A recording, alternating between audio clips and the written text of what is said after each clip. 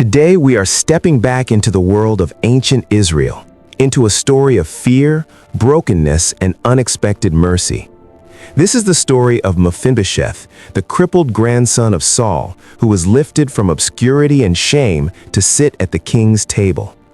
This story shows how grace can restore identity and future even when brokenness remains.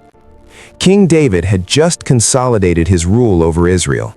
The battles were done, the nation was united, and David was secure on his throne.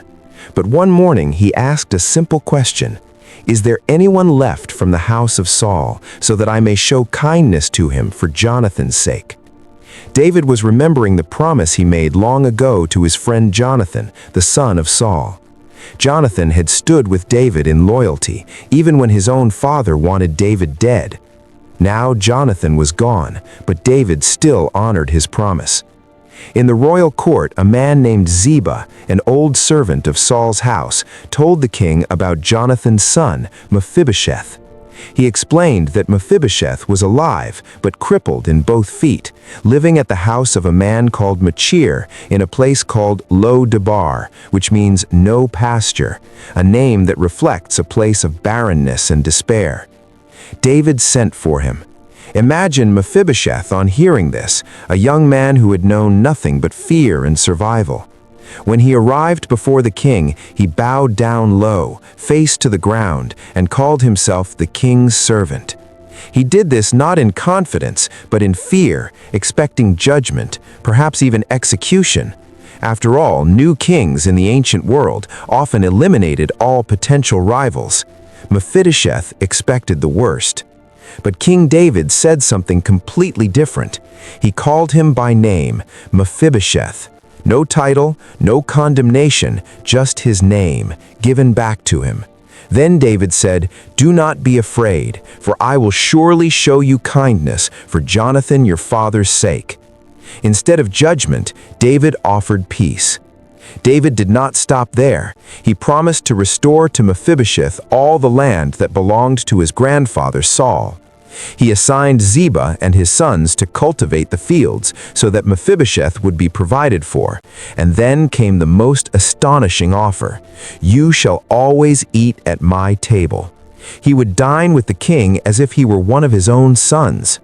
Consider how radical this was. A powerless, crippled man, once expected to be eliminated, was now being restored to dignity, provision, and relationship with the king.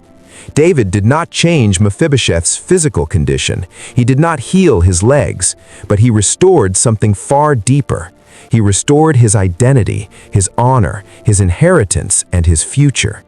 From that day forward, Mephibosheth lived in Jerusalem and ate regularly at the king's table, like one of the king's own sons. Yet he remained crippled.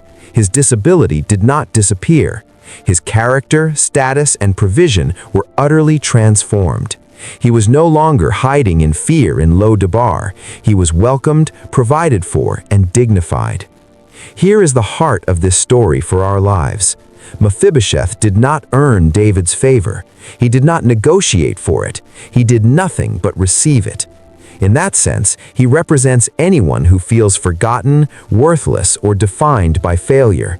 He expected judgment, but he received kindness. In our own spiritual journeys, we may not be healed of every pain right away. We may still walk with wounds, fears, and limitations.